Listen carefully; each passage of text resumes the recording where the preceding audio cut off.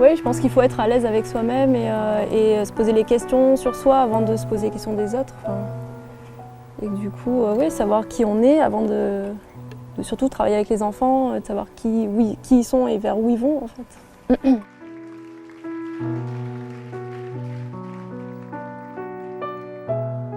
Ouais. C'est quoi votre rêve le plus fou pour les enfants? Mon rêve le plus fou, hein, c'est que chaque enfant sache qui il est et qu'on ne le coupe pas dans sa trajectoire dès son plus jeune âge en fait. Qu'on respecte la personnalité de l'enfant. Quand il naît, il a une personnalité, il a déjà un caractère et qu'on le laisse aller vers ça et choisir sa voie sans le couper en disant bah non, moi je te vois plutôt faire ci, faire ça. Ok. Donc en fait, je mélange pas et je prends toutes les couleurs sauf le blanc. Tu fais comme tu veux. Après, tu vois, si tu as un visage rouge, tu te sers. On est à la Seine-sur-Mer et on est au jardin de l'Arbre Enchanté où on propose des activités pour les enfants donc de 6 à 12 ans et aussi de 0 à 6 ans en fait, ça dépend des activités proposées. Voilà, on fait de l'éveil musical, des cours d'anglais, de l'accueil pendant les vacances scolaires tous les après-midi, voilà, avec des stages à thème. Alors vous êtes éducatrice de jeunes enfants C'est ça. à l'origine? Oui. Et c'est un parcours qui sort de l'ordinaire. Pourquoi? Parce que en tant qu'éducatrice jeunes enfants, j'ai déjà travaillé en crèche pas mal de fois. Et j'en suis arrivée à la conclusion que finalement l'enfant, il n'a pas trop sa place en crèche. Ou si, peut-être que si je devais ouvrir une crèche, j'ouvrirais pour les enfants de 2 ans. Et en fait, j'ouvrirais une crèche pour les 2-6 ans. Et 0-2 ans, on en fait quoi des enfants? Eh bien, on essaye de les garder en famille ou maman, ou voilà. Enfin, ouais. Après, je comprends qu'on est obligé de travailler et qu'il faut les garder. Ou alors, on imagine une structure crèche, un peu sur le modèle canadien, où il y a 8 enfants avec une éducatrice ou en tout cas une professionnelle de la petite enfance, et qui du coup réfléchit différemment, à moins d'enfants, a plus le temps de faire. Ça va, Poésie? A plus le temps de faire du cas par cas en fait. Voilà. Vous n'êtes pas pour ces crèches où on a 120, 130 C'est ça. enfants? Non, mais même 60 enfants et qu'il y a une personne qui est obligée d'en gérer 10 voire 20 s'il y a des absents. Voilà. Donc vous avez été tout de suite diplômée, tout de suite vous avez eu ce projet? Alors tout de suite non, c'est-à-dire j'ai quand même travaillé en crèche avant. Et puis c'était que des petites missions où on n'a pas le temps finalement de vraiment fournir un travail sur le long terme et où on remplace, du coup on n'a pas le temps de proposer quelque chose parce qu'on ne peut pas s'imposer dans une équipe comme ça tout de suite en remplaçant. Et donc du coup un peu frustrée, un peu oui mais finalement tout ce que j'ai appris dans mes bouquins, à l'IRTS de Marseille, tout ça, finalement ça ne correspond pas du tout à l'idée que je me faisais de la profession. Et donc il n'y a qu'une solution, c'est de créer sa structure et d'aller. C'est courageux. C'est courageux. Alors vous êtes combien dans la structure? Alors on est combien? Il y a une présidente puisque c'est une association, un trésorier et qui gère uniquement l'administratif. Et après sur le terrain, il y a Aurélia qui est éducatrice jeunes enfants aussi et moi-même. Donc vous êtes salariée? Oui, c'est ça. C'est ça. Alors moi j'ai été salariée au tout début et financièrement c'est compliqué, c'est-à-dire les charges, tout ça, voilà, c'était super compliqué.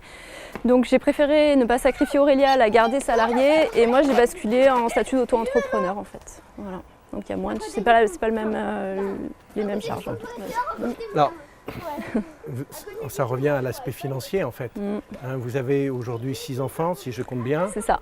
C'est 6 enfants en général? Oui, 6, on prend jusqu'à 8 maximum. Après, il y a les lieux, le jardin est immense, mais le lieu intérieur, voilà, on ne peut pas non plus se permettre d'avoir... Et ils payent combien? Comment ça se passe, les parents? Alors, la semaine, par exemple, de 14h à 17h, c'est 60 €. Et sinon, s'ils viennent à l'après-midi, c'est 15 € l'après-midi. Voilà. Ouais, donc ça fait un budget quand même assez réduit. Ça fait un budget réduit. Après, on peut faire énormément de choses avec peu d'argent, c'est-à-dire qu'on récupère beaucoup. On est beaucoup dans un système de récupération. Là, tout à l'heure, on va leur faire une activité peinture où j'ai récupéré des socs de bouteilles d'eau pour faire la toile, on va dire. Voilà, on s'en sort quand même, on se débrouille. Qu'est-ce qui vous anime, Armelle? Parce que c'est complètement atypique, c'est complètement fou, c'est au contraire de toutes les valeurs actuelles. Enfin, les valeurs, je ne sais pas si elles sont bonnes, mais les conditions actuelles. Oui.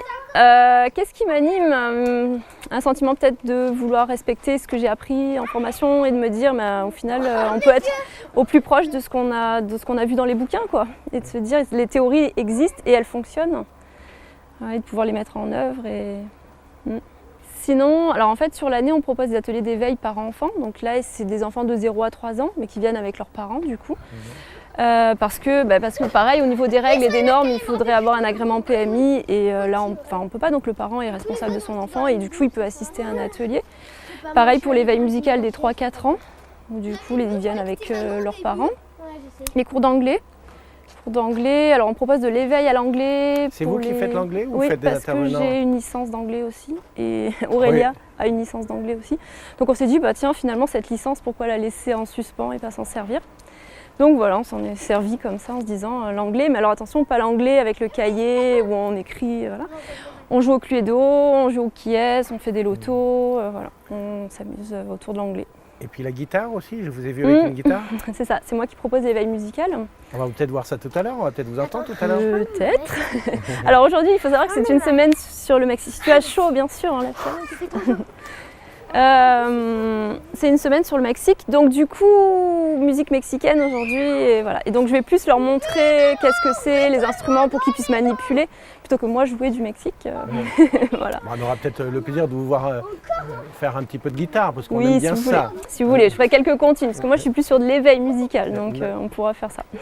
Et donc le jardin, présentez-nous le jardin, là les enfants sont en train de jouer, donc c'est ça le jardin enchanté, c'est-à-dire que c'est quoi le principe? Alors le principe c'est qu'en fait il y a 1 heure d'atelier ou 50 minutes, on va dire, ça dépend des groupes d'enfants, ça 50 minutes d'activité réfléchie où on se pose, où on colle au thème et aux exigences. Et après il y a 15-20 minutes de liberté où là pour le coup je suis là, j'ai une oreille quand même, j'écoute s'il y en a un qui pleure ou qui n'est pas super content, ou voilà. Mais ils sont libres. C'est-à-dire le but c'est la liberté, un peu comme toutes ces plantes dans ce jardin qui sont en liberté, quoi. Voilà. Ce mot est important, liberté. Je pense qu'on est dans une société où on a beaucoup d'interdits, de choses, voilà, de cadres à respecter tout le temps et que du coup d'être libre, d'être à l'écoute, c'est bien. Quels sont les avantages et les inconvénients de cette pédagogie inhabituelle? Alors les avantages c'est que les enfants deviennent très vite autonomes et on n'a plus besoin de faire grand chose en fait. C'est-à-dire que moi je suis juste là en soutien, en support, ils viennent me poser des questions quand ils ont besoin ou me demander de l'aide s'ils ont besoin. Mais sinon ils connaissent le lieu, ils savent où sont les pinceaux, où la peinture, où est la colle, et voilà, et puis ils se servent et du coup ça se passe très bien. Il faut dire aussi qu'on a mis en place, alors au début on a tâtonné un peu comme tout le monde et là on a mis en place un système de charte qui signe en début de semaine où qu'est-ce qu'on a le droit de faire, pas faire, comment on fonctionne. Et ça marche super bien. On voit que sur des enfants qui arrivent en début de semaine, qui sont dans une énergie un peu waouh, je suis perdue, comment ça se fait qu'ici j'ai tous les droits parce que c'est ça aussi le revers de la médaille, c'est que quand on a trop de cadres, on ne sait plus dans quel sens aller en fait. Après, si on est libre, on a trop de liberté aussi, c'est pas bon. Donc du coup, on voit la progression au fur et à mesure des stages, au fur et à mesure des temps qu'on partage avec les enfants, que finalement, ils arrivent à se réguler eux-mêmes et la liberté, ça pose pas de problème finalement. Alors sur les 0-3 ans, ça va être plus les laisser faire, c'est-à-dire les laisser interagir. Et souvent ce que je dis aux parents sur les ateliers d'éveil, ils sont touche pas à l'instrument, touche pas ci. Non, je dis laissez, on partage un bon moment ensemble. Si les instruments sont là, c'est qu'ils peuvent les manipuler. Et on est plus dans, voilà, on a passé un bon moment ensemble. Voilà. Après, ils sont un petit peu moins libres dans le sens où ils sont moins moteurs. Donc du coup, forcément, c'est à nous de les aider et de leur proposer. Si on leur propose pas... C'est dans l'exploration qu'ils font leur apprentissage, les enfants? Je pense que c'est en faisant soi-même qu'on s'aperçoit de ses erreurs et que... Par exemple, hier, on a fait un atelier pâtisserie où on a fait des tortillas. On aurait dû venir hier. C'est ça, des tortillas.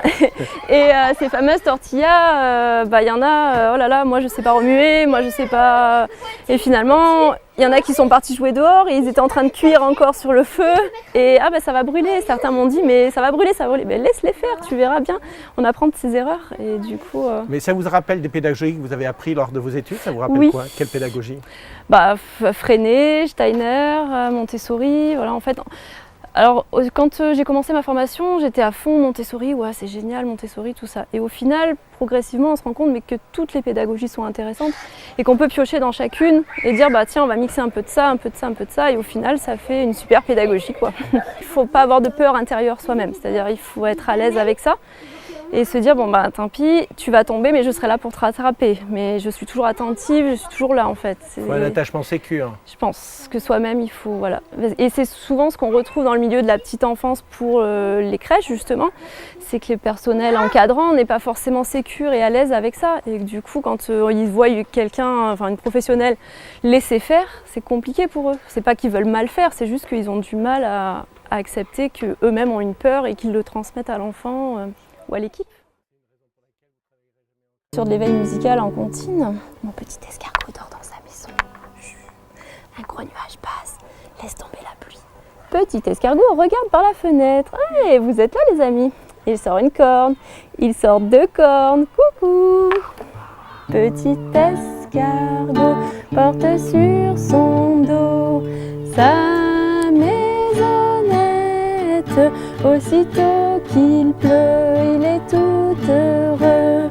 Il sort sa tête pour faire la fête. Ok, on est là pour faire la fête aujourd'hui, non? Ils ont l'air d'être impressionnés. C'est ça, bah, ils m'ont jamais vu avec la guitare, c'est ça en fait. Et oui. Vous faisiez de l'anglais? Non, ils viennent pour les vacances, donc du coup... Ça me fait penser à Gardel, on était avec Roselyne? Oui. Mm. Oui, il y a quelqu'un à la scène aussi qui fait de l'éveil musical, qui s'appelle Roselyne. C'est bon. Et Ça qui me faisait penser à elle. Ça te fait penser à elle, elle fait ça très bien aussi, Roselyne. Ouais. Et oui. Il y a des chansons en anglais des fois? Ouais, j'ai pas trop développé ça en fait. Ouais. Si, j'ai la chouette Juliette qui parle en anglais. La chouette Juliette, elle parle en anglais. I love you, you, you, you, you. La chouette Juliette a mis ses lunettes. Elle parle en anglais. Elle dit I love you. Voilà, puis elle se lave en anglais. Et puis elle fait plein de choses en anglais. La musique, c'est important pour les enfants? Je pense oui que les éveiller aux sonorités en fait, autres que le bruit des voitures, le bruit en fait ambiant industriel d'aujourd'hui, de la ville en fait, c'est sympa. J'ai l'impression que ça rentre dans comme une philosophie un peu écologique. Oui, aussi. Bah, après, je pense que le bon sens fait qu'aujourd'hui il faut réfléchir à l'écologie, à réfléchir à comment on consomme et qu'est-ce qu'on fait pour nos enfants en fait, quelle planète on va leur laisser finalement.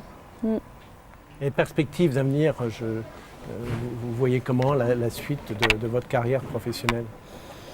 Alors ce que j'aimerais, c'est développer davantage, c'est pouvoir accueillir plus d'enfants. Y avoir une structure un peu plus de place, on va dire, de mètres carrés intérieurs.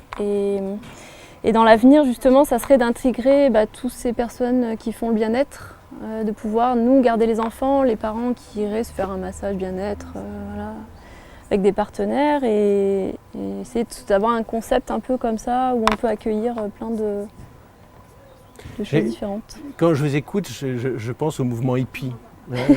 Je ne sais pas si j'ai le droit de le dire. Mais... Alors, j'adorais me déguiser en hippie. Ah, vous voyez que c'est peut-être ça qui est... Il y a peut-être quelque chose comme ça à fouiller, je sais pas. Parce que liberté, bien-être... C'est vrai, c'est vrai. Il y a un petit quelque chose qui ressemble à ça. Tout à fait, ouais. Après, ça me gêne pas qu'on me traite d'hippie. Surtout, ouais. Je vous dis ça, vous avez une guitare à la main. Donc... C'est vrai, une jupe de couleur, une fleur dans les cheveux. Non, j'ai pas la fleur aujourd'hui, mais... Et quand vous avez entamé vos études d'éducateur de jeunes enfants, vous saviez que vous faisiez ça, ce ne serait pas autre chose? Non, alors en fait, moi, à la base, je viens de... comment dire? J'ai fait une licence d'anglais. Pour être professeur d'anglais à la base. Et j'ai eu la chance de faire des vacations d'anglais, donc des remplacements après la licence, et ça m'a vraiment... J'étais pas à l'aise avec l'éducation nationale, avec surtout l'anglais. Finalement, c'est une matière secondaire qui est pas obligatoire, donc du coup, l'important c'est les maths, le français, et donc les enfants, l'anglais c'est quoi au final? Pourquoi on apprend anglais? Je comprends rien. Voilà.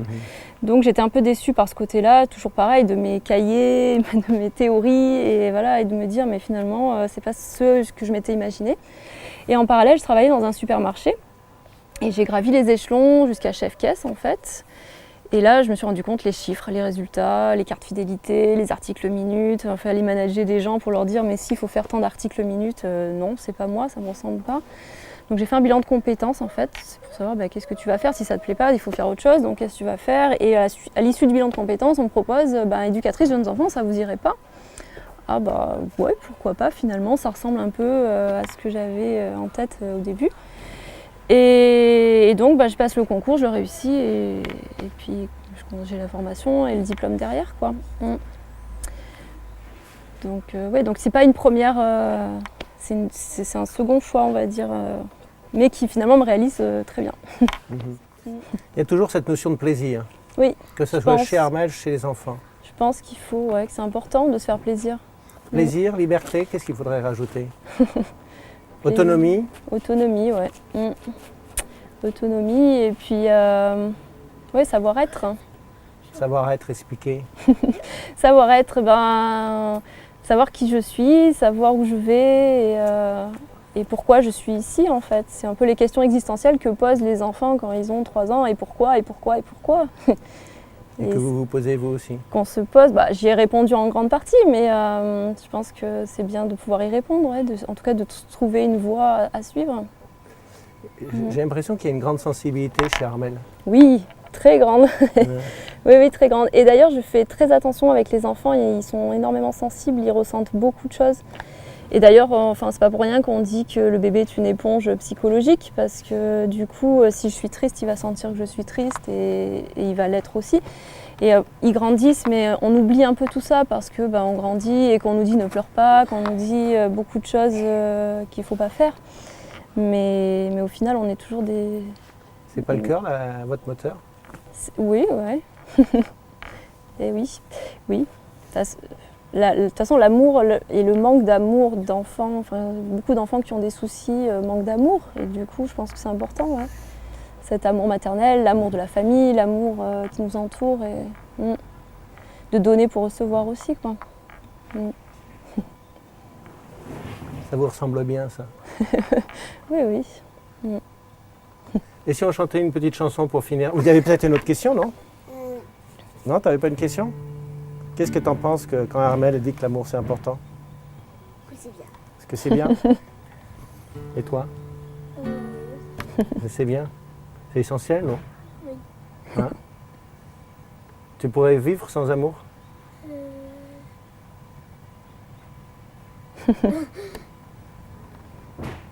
Sans que personne t'aime? On recherche tous à être aimé, en fait. Non? Quand tu fais un joli dessin pour ta maman, tu veux qu'elle t'aime, qu'elle te dise « Oh, merci Poëti, il est beau son dessin. » Oui, hein? 3 petits moutons qui couraient dans la neige, tout blanc, quel joli manège. Il y en a un qui font, ça fait 2 petits moutons qui couraient dans la neige, tout blanc, quel joli manège. Il y en a un qui font, ça fait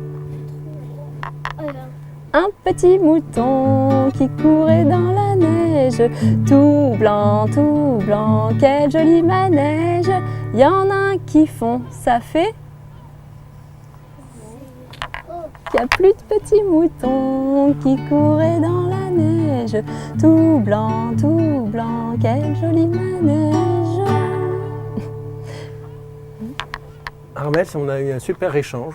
Je trouve cet endroit, je ne sais pas s'il est enchanté, mais il est magique.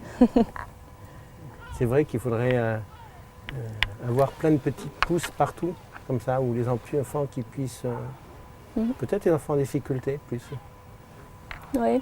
Les enfants plus en difficulté qui n'ont pas forcément, et aujourd'hui il y en a de plus en plus qui souffrent un peu, quoi. C'est vrai. C'est pas un hôpital pour âme blessée, petite âme blessée. C'est ça, oui, pourquoi pas. Non, ça vaut... Oui, pourquoi pas, ouais, ça me parle bien, ouais. Ouais. De quoi vous pensez, là? Non, je pensais que j'interviens dans les IME et que du coup, finalement, ce ne sont pas forcément ces enfants qui portent un handicap physique et qui sont si blessés que ça en fait. Parce que, ils sont blessés, oui, par le corps, par. Mais les blessés du cœur, ça se voit pas. Mais pas, voilà, pas forcément. Voilà. Soit c'est pas visible, soit ils le sont pas vraiment en fait. Parce que, je vois quand j'interviens, tout les intéresse, tout leur plaît.